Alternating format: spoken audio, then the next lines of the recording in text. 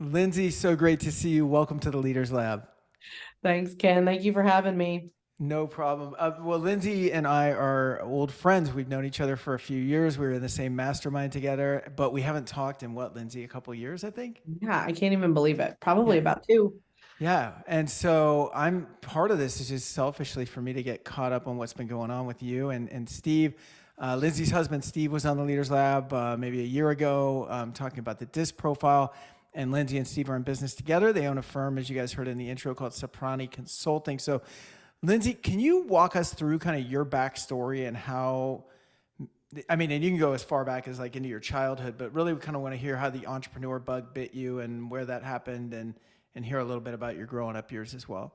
Yeah. I love that. Nobody's even, asked me about like going back into the childhood, but if I do go back there, my Yeah. mom is an entrepreneur and my dad attempted that as well. And so I come from a family of people that tried Yeah. to start a business and do their own thing. So my mom had her own horse business and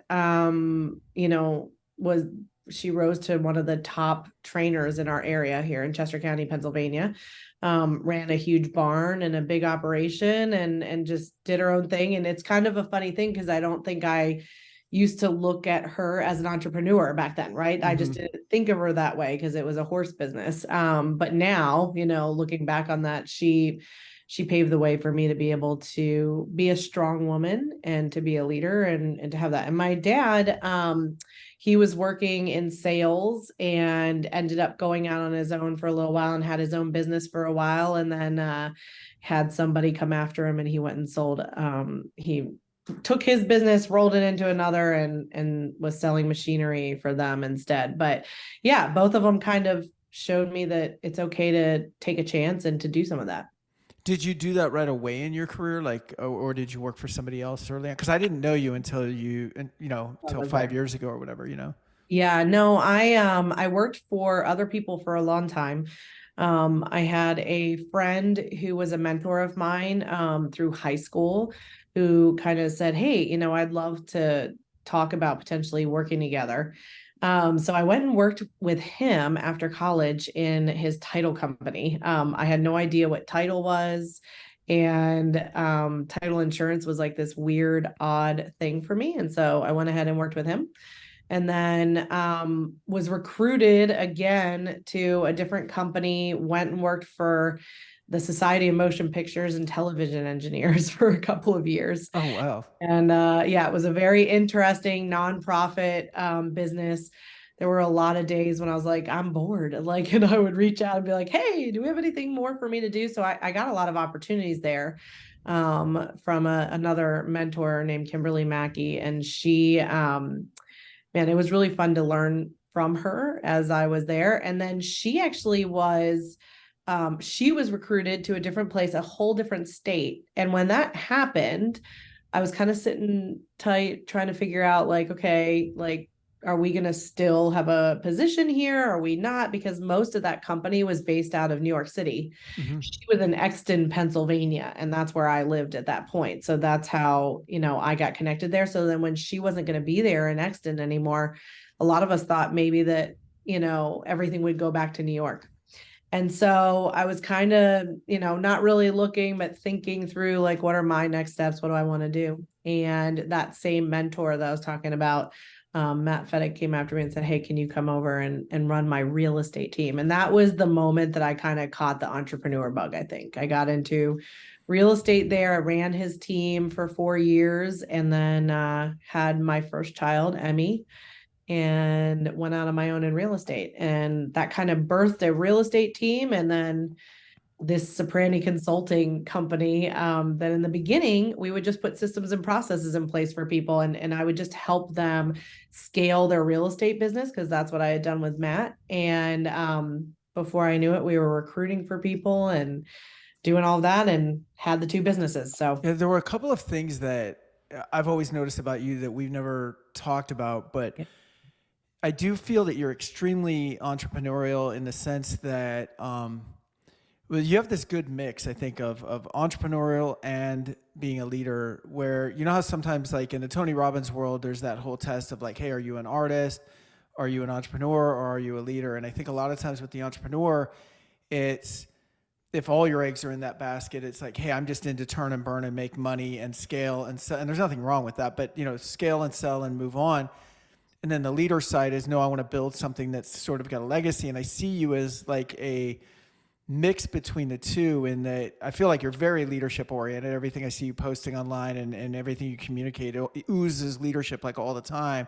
But at the same time, I feel like you've always got your eyes and your peripheral kind of open, looking at new opportunities and different ways to make money. And I think talk to us a little bit about the consulting business and how that was birthed out of the this experience of building a real estate team, because I really feel like there's a lot of people that do what you did in terms of building real estate teams. There's not a lot of people who parlayed that into a full scale consulting firm. Talk to us about Ciprani Consulting and how that came about. Yeah, it's kind of a funny thing because I I would tell you that, I would have been somebody who was afraid of going out on my own Mm-hmm. and having all that stress and that anxiety. I am actually a really good number two. Mm-hmm. And I still believe that about myself at times. There are times when I have to fight that. Um, if you look at like the book Rocket Fuel, Yep. got the visionary and the integrator, like I am one of those weird people that comes back as both. So that's a really odd thing. It's what day do you get me on? Am I integrating in my business and building systems and processes and being the person that's doing that? Or am I casting vision and creating? So it is, I don't know. I can be a Can I challenge to could I work with stop? too. I want to Yeah. stop you for a second Yeah. because I think I fall into both camps too, and Yeah. I think there's some external or internal forces as to why you might catch us at a different time. And just tell me if this resonates with you or if it doesn't. Under duress or stress, like the money's low, the we're having employee issues, our systems aren't working, God forbid, or whatever, right? Then I'm going to get very integrated, right? I'm going to get very, because that's my way to solve the problem, which also solves like my mindset and gives me peace of mind, right? When things are running well, and they don't have to be perfect, but just running well, then I'll latch on a lot more to the visionary side, right? And I think I like the ability to do both. What I have to watch is not leaning too heavy to one side or the other, right? My business still needs my integration side and needs my visionary side. Does that resonate at all with you? It does. And it's funny. I will say, there's a little bit of a difference there. Like if money starts to become scarce, Right. I will immediately go into like sales, Yeah. right? I'll Yeah. go hard, Yes. which just messes up the business all the Right. time, right? Because Right. then it's like, woo, and then Right. and then the operations side can't get there as fast. Right. And so yeah, no, we've struggled a lot just with who they're getting, and in the business and when, Right. because of those things, honestly. So And as you branched out from first of all, when you started building the team for is it Matt that you were is his name? yes, yep. When you started building the team for Matt, was that your first time in leadership? Yeah, well, no, actually, because there was some leadership in the title company. I got promoted really quickly there from being somebody who was answering phones to somebody who ended up as a supervisor role. So I was leadership there. Everywhere I went into leadership. So I would come in a position and then get promoted probably within about 6 months to that next role. Okay. And so as you're having success with Matt and being a leader there, Yep. what spawns the Soprani Consulting? What's the idea behind that and what's kind of the Yeah. move? And when did that happen too? Yeah. So when I left him to go out on my own in real estate, Mm-hmm. I went ahead and made that transition here. And my internet's going to go a little bit slow, so I apologize. No, But we're okay. I made that transition, and I, so I was selling homes for myself at that point. And being a mom, that was like a big piece to what I was doing there. And when I did that, I had a number of people, Ken, that came to me and said, "Hey, I'd really love the ability to have you work for me." And instead of doing that, I said, "No, you know what? Let's just do. I'll consult for you. I'll come alongside of you. I'll show you what I did when we were scaling. I'll put some of the systems and processes in place, and we'll just go from there." And so I essentially, created this consulting company, which I would also never again use both of my names for anything because nobody can spell either of them. But I just was like, well, let's just call it Ciprani Consulting because I don't know what I'm doing. And I started to come alongside of a lot of operations people, and I would help them put the systems and processes in place so they could scale the business. And it wasn't just one agent with an admin. It started to become, 5 agents, 10 agents, and multiple admin. And so they were building companies.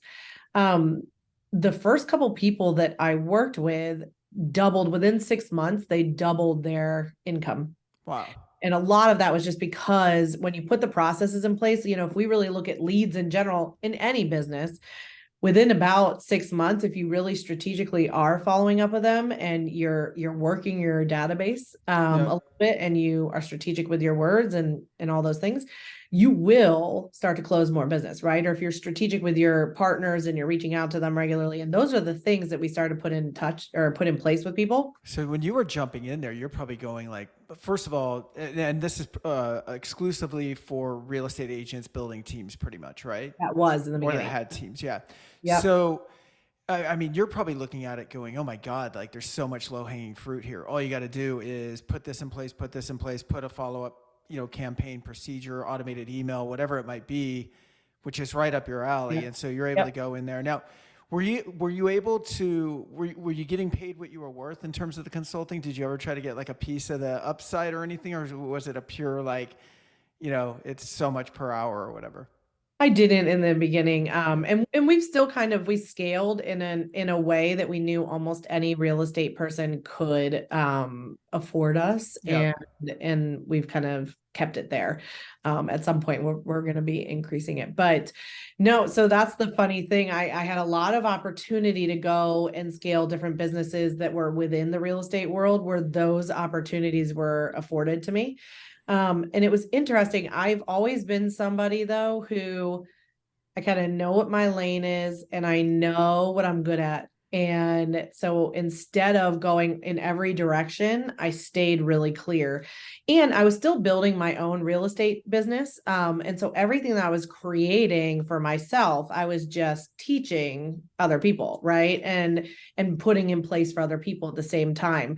So it was interesting. I had these 2 businesses doing this, and, really quickly had to leverage for myself.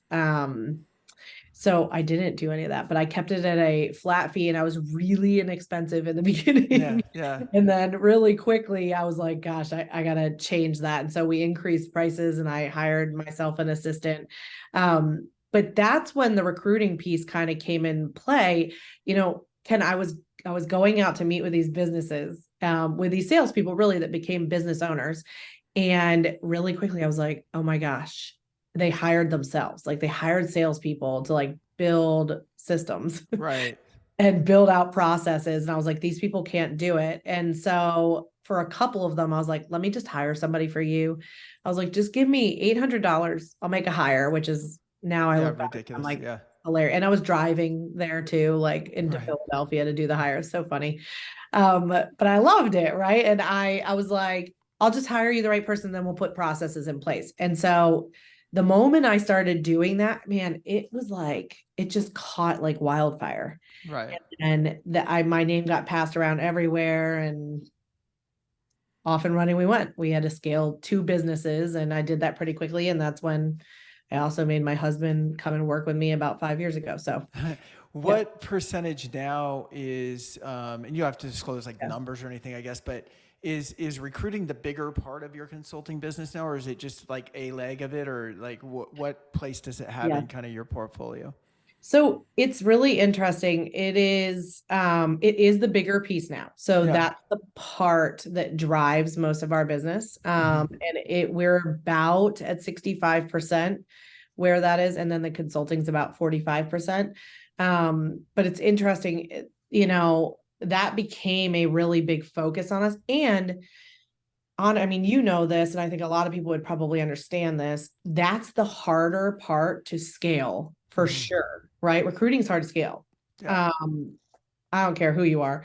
And so the consulting piece was easier for me to scale. So it's been really easy to go, these are our programs, this is what we do, and kind of keep it where it was and really focus hard and heavily on how do I get this business to be a sustainable business.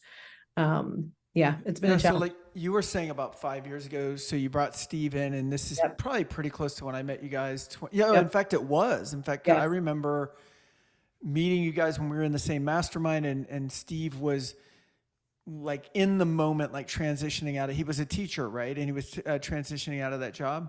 He was. And when we were in that mastermind, so I started in that mastermind because I just needed to be around more entrepreneurs and just have the ability to, and I had met Rock Yep. years ago. And I told him, when you start, the female version of this, I want you to call me. So he did. Sure. So I, was in that first, and then I convinced Steve to go in there. And that's what, that program actually helped him figure out that maybe teaching wasn't exactly what he wanted to do, and it wasn't going to afford him the opportunities that he really wanted in his life. And so we really started talking about both businesses. And in the beginning, we actually thought that he would come in and run the real estate team because he is a salesperson, right? Right. And I thought running a sales team and really managing a bunch of real estate agents was probably where he'd do really well. But he got into both, and he was doing both, and kind of, feeling it out a little bit. And he just fell in love with recruiting. So Was that, I mean, was that clunky for you guys at the beginning? I mean, my wife and I worked together and have for years, and especially the last two, we've really worked. She'd been more full time in the business, but yeah, what was that like for you guys at the beginning? Was that interesting? Because it had been your baby at that point for yeah. years, and you knew real estate, and he didn't. I mean, not in an intimate way, right? He knew it Yep. as a partner. Yeah. So what was that like? It was interesting. I think it's funny to look back on it now, because like I said, I thought for sure I knew which one he was going to choose. And I was at this place of feeling so stressed and being pulled in too many different directions that I was happy to give one up. Like, it was, Yeah, yeah, go take this. The funny thing is that he chose the one where, like, that if you were going to say there was a baby of my, like, that was my baby. that was the baby. Consulting was my baby, because the real estate team, not that it wasn't my baby, it just, there was a playbook for that. There were enough people doing it, and I had done it enough that, like, I felt like I know how to do this. Right. Ciprani Consulting, nobody was doing that in the real estate space yet, and it was exhausting but exhilarating. And it was like I was figuring every step of it out. So it was really funny when he wanted to go in there, because I was like, well, that is not what I thought. Yeah, that's what I need. Like, That's not where I need you, right? yeah, that's not what I want you to do. Right. So I actually, like, for a little while, it was like, well, shoot, can he go run this then? And, I was like, well, you can't run that company until you really get what we do at a deep level with recruiting. And so you got to recruit. I was like, you've got to go in there and become the best recruiter so that you can teach other people how to recruit. And I'm happy to give you that. But the consulting piece of what we were doing at that point, you needed to go learn real estate to be able to consult. And Right. so it was this funny, like, dynamic of, like, well, what do we want him to do? Because if he were to go do the other one, he would have learned everything he needed to hire and train everybody in the consulting business. Sure. But he wanted to focus there. And so it was actually, it was clunky and it was funky, but at the same time, it was good, because I needed, like, I mean, Ken, I was at a place where, like, I was scaling so quickly in both of these businesses that I was like, I don't even care. Just take a Yeah. part. Like, so Yeah. I was in a brain space of like, it's fine. Go take that. You were past the point of ego I wanting was. to hang on to everything. It was more like just give me some help now. But it's Yeah. still like, so what's the dynamic with you and Steve even over the Yeah. years? Like, because things aren't always a 50-50 partnership, Nope. right? There's Yep. times when things, have to go a certain way, even though everybody's been hurt and all of that. I'm guessing that's probably you since you started the company. How has that played out over the years? Or are you guys okay? Or is it just more Steve makes the decisions in one area and you make them in the other and that's it? What does that look like? I do think, back in the day when we first did this, there we had a really great couple that had been working together and they said, hey, you guys have to choose lanes Yeah. and stay in your lanes. Now we've kind of ventured out of those and crossed into each other. And I mean, we bump into each other a good amount on things. However, I do think we're really good at giving each other grace and then Mm-hmm. trying to talk through that. I will tell you there's so many interesting dynamics because like as Steve has grown, as Steve has tried to figure out who is like it's very he does not want to learn from me. So and I knew he needed to kind of learn for himself, if that makes Right. sense. Right. But I've been training and leading people for so long that I knew I couldn't like step on that growth. So I Right. I am pretty like whatever you want. Do you want to do this? Like, what do you want to do? And so, we've directed him in certain ways, but like as he learned recruiting and really became the best recruiter, it was a really natural step for him to go be sales and like learn how to sell the business and run a sales team. And so he's now like doing that piece. Whereas I'm still casting vision and I'm still wearing an operations hat a lot of the time. Although we have a COO here now too, who's a Oh, year I in saw you announce starting. that. Yeah. Yeah. Cool. Yeah. And Congrats. so, we're working through all the things and moving in the directions, but I would tell you, I think we stay in our lane pretty well, but there's challenges there, right? Like there are times when, I think I'll make a decision and it maybe isn't one that he would have made. And there's, some like, well, what if I want to do this or whatever?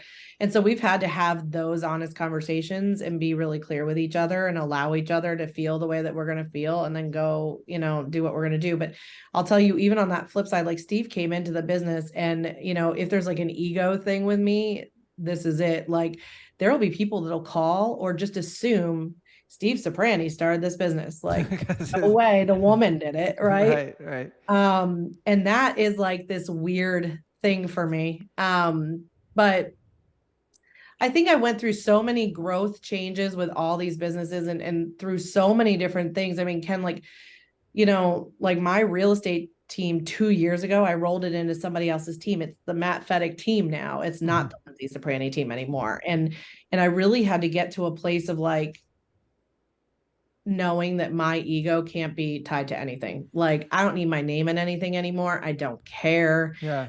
But I think that took a lot of growth and a lot of time to get there. Does that make sense? Well, I mean, I haven't talked to you in a couple of years, and I thought you were pretty evolved then. I think you're more evolved now. I don't know what it was like for you, 10 years ago or whatever, right? Okay. But the, yeah, I mean, I definitely get a feel from you of like, what's just the next right, best Yes. decision, like for the business and also for your mental health, for work-life balance, for your relationship. Like it's not real. It doesn't sound at all like it's about ego or any of that. And yet, through all of that and making decisions that aren't around ego, you guys have had your best growth. I mean, congrats on making the Inc. 5000. That's amazing. Yeah. So that just got announced in July, right? Yeah, it just got announced. That was like a huge, or I guess in August. Yeah. But yeah, that was like a huge thing. Obviously you have to like submit your financials and Yeah. really be open there, and give them your P&Ls and everything to see if you could even qualify. And we just kept saying, we were like, oh man, if we get in there, that'll be so great. And then when we found out we got in, we were like, well, that's really cool.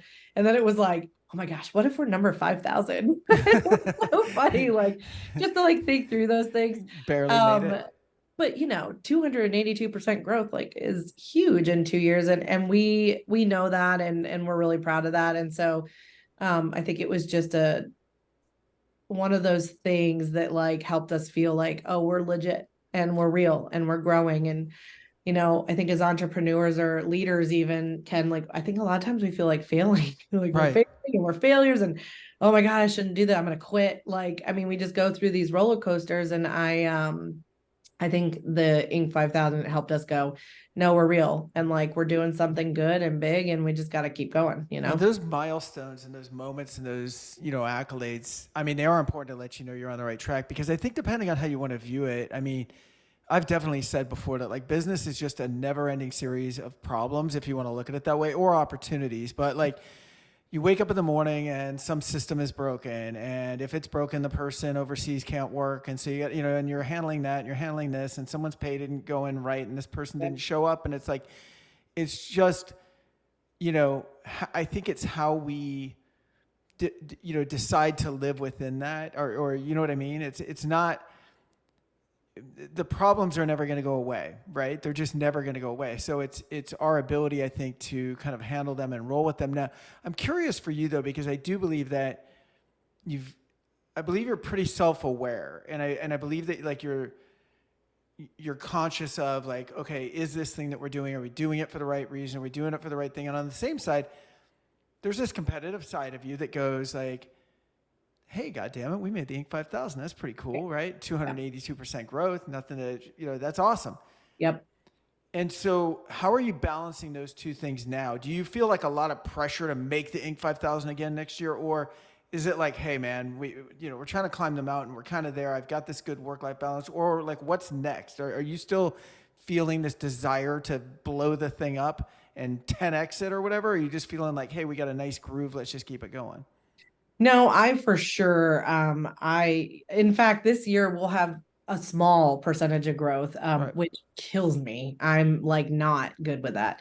I like to see big growth. I like to throw out big numbers. I like to chase those and try to hit them. Steve is actually, which is so funny because this is opposite of our personalities, but like or what you would think of our personalities, but like he's more like realistic, like, well, let's just do this number. I'm like, no, 500. Yeah. Like, I'll just go higher. Right. But I like for me, I am super competitive and I do want to grow and go in a really good direction. It's kind of a funny thing. We do now have two other competitors in our space, but we didn't in the beginning. And so I continued to push in my like competitiveness in the real estate side. And I had this recruiting company and it was almost like it's like I didn't stop and learn about recruiting. Like I remember sitting down with you and being like picking your brain and being like, Yeah. How do you do what do this? you guys charge it? What do you Yeah. do? We Yeah. just did these stupid things and now Hmm. it's like hard to scale. And so it's kind of a funny thing because it was like I learned real estate and then I became a recruiter instead of like learning recruiting. And Right. so there's been a lot of learning with all of this. And so I say all of that because like the competitive piece almost like went out the window of like, okay, it doesn't even matter. It's almost like I have to relearn an entire new business and like, what does this look like? And, how do I scale this? And who are others that I could collaborate with or who are others that I could like learn from? And yeah, so it's been like a kind of an interesting journey, if that makes sense. It honestly sounds like it's an ongoing It is. conversation. Maybe Yeah. because you're still chasing, like you said, what those guys got into our real estate space. I'm going to chase them, and it's like, well, wait a minute. I got this whole recruiting thing over here. Why am I playing in the minor league, so to speak, when this thing's like Yep. fills me up more, makes more money, is growing faster, Yeah. is more aligned with our mission, right? And it's like, uh-oh, like I still got Yeah. caught. And we all do that, right? We all get caught Yes. sometimes chasing the wrong thing.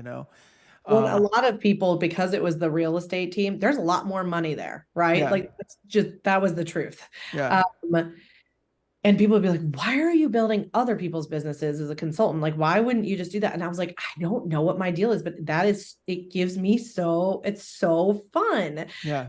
And I love being able to help people like, hey, these are the things I would put in place to scale. And then when they do it, I can see it. And it's like, then they're calling us and going, we have to hire another admin or we've got to hire this. And we're scaling with them. there's just so much energy that comes out of that for me. But there's so many people that told me that I was stupid, that they couldn't believe that I was doing what I was doing. Build yourself, do your own thing. And to some degree, they're not wrong. Or there's a lot of people that, especially in our world, that were like, I have multiple businesses. You don't want just one. But I do believe what you focus on expands. And I really wanted to focus so that I could expand the thing that I'm just passionate about and love. So I also believe this, and God, so many people that are listening to this because they're yeah, mutual friends of ours will. I'm sure I'll get emails or whatever, but this multiple streams of income thing, highly overblown, and many oftentimes just full of complete and total bullshit. yeah, When people talk about passive income, passive to me is passive. It means you could sit on your ass and you get a check, right, and that is not the case. And there's some good friends of ours that have built some pretty amazing, almost passive businesses that generate really good income. And I'm not going to knock those at all, but nothing's completely passive. And I think when you're first getting into it, it's quite the opposite. Like, you got to learn how to get good at something. So if you're going to do Airbnbs as an example, you got to get in there and start figuring out, you got, building them out. You don't just cut someone a check unless that's an investment, and that's a totally different thing, right? So, yeah, so almost everybody I know that has, I have 16 streams of income. It's like, do you really? I mean, are you counting every $5 check you get? I mean, because if I wanted to look at what you're doing already, I could count probably 5 or 6 streams, right? You've got your real estate team. You've got a commission that you get for consulting. You get commission that you get for recruiting. You get, you know what I mean? Like, so there's, yep, you can have multiple streams within one existing storefront, right? yeah, yeah, That I do think, one thing I do think is smart about multiple streams, even if it's within one business, is that if real estate takes a hit, do you have another place to go? Like, could you expand the recruiting side to something else or something? So I yep. think there's some benefit in diversity. But yeah, I'm about peace of mind these days, Lindsay. Like, I don't want, I dabbled in like the Airbnb space, and I dabbled in renting cars on like Turo for a while Yes. before the pandemic. And I was like, and I made money at it. Like, on paper, it looked fine for the amount of hours that we spent. It looks fine. And if I scaled it, it probably would have looked fine, but it didn't feel fine because I don't like the idea of someone calling me, at 11 o'clock at night to tell me that they can't get into their, Airbnb, Right. or that they need to be picked up from the airport from a late flight with their car or whatever. And so it was kind of funny for me just before COVID, I just started like throwing everything out in my life that caused me too much stress, basically, right? It was just like, no, this doesn't work. I don't like it. Too much headspace. And then COVID happened, and it was like, it did the rest for me. You know what I mean? It was like, well, anything left that you didn't want to deal with, we'll just wipe that off the table too. And so when we kind of rebuilt our business and came out of that, it was awesome because it was almost like having a messy closet and then just Yep. having everything emptied, and now you could just go back in and put the things in that you wanted in there. You know what I mean? Yes. Well, it's so funny. I mean, it's funny that we haven't talked, but I mean, Steve and I just sold 4 of our investment properties 2 months ago Yeah. because we are in that place too of like, what do we really want and what are we doing here? Because I can tell you, there are times when I was like, I'd be sitting in bed and I'd be like, did I pay Yeah. the insurance on that property? Like, did I pay taxes? Like, I'm like, Right. I don't know. Right. And it got to a point where like, and I had a lot of people in my life that are managing things and whatever, but it got to a point where I was like, this is not me. It's Right. not who I would necessarily want to be. I became some of that because I was told to be that. And so, like I said, I was told, I can't believe you're going to get rid of your real estate team. Well, I make money on my real estate team and I still sell a home or two if I need to, right? Right. Like, if I have a good friend or somebody like I will still jump in there and do something if it means it. But I have a team that I can go to that they're very capable and very good at what they do. And so I've leveraged there and I still make money off of that. And that was the right move for me. Yeah. And I think it's the right move for a lot of people and their ego stops them, but that's a whole nother story. And then selling the properties and really just keeping, like, we kept our vacation rentals, the ones where, hey, we want to go to those places. And so we have people that manage them. We're going to do that from now on because that makes sense for us. And Yeah. so, And you can sleep at night and you're not waking yes, up going, oh my God, did yes, someone pay the power bill or whatever? And yep, Someone's Yep. got that. And that's Yep. what I'm about. I like, there's nothing more important, I think, than peace of mind, right? And Yes. just, so anything to me that takes up too much headspace, not Yep. for a short period of time, short period of time, I got to deal with problems, but I mean, long period of time, it's like, is this worth it? And I think a lot of people go, well, why would you kill that stream of income if it's making you 30 grand a year? I'm like, because at some point it's just not worth it, right? It's just No, not worth it. I don't want to think about it. it's not. So, yeah, I did one of the things and I've done this on and off most of my adult life, but one of the things during COVID, I got pretty active with trading because our recruiting business was just dead for a while. So I got pretty active trading stocks. I was making a lot of money at it. And then one day I just stopped and everybody was like, because my rate of return was pretty good, but Lindsay, I was in the trenches, man. I was like studying charts and I was in there every day. And it's like, why would you give up that income? I'm like, well, give up that income to get the time back and Yeah. the mind space back. Cause you're also lying in bed at night going, okay, if Boeing opens below 187.5 tomorrow, you know what I mean? Like Yeah. that's what's going Yeah. through your head. I'm like, this not how I want to live, you know? Yep. Yep. Cool. So Steve what's next for did you that guys? too. You got Inc. 5000 now. What's on the Yeah. horizon for you guys, both personally and professionally? What's up for you? Yeah, I mean, we're gonna grow. We're gonna grow Ciprani Consulting. That's a big piece to this. And you know, and I have gotten out of everything at this point for them. I mean, I get sucked back in when we have problems or when something happens, but I'm trying to get myself to a place where like I don't consult for people anymore. And if I was going to, they're gonna pay a lot of money for me, right? Sure. It's gonna take me away from building the business. And so I've gotten really strategic around like, okay, I'm only jumping in because this recruiter's out on vacation and we want to keep moving the files forward or Mm-hmm. whatever.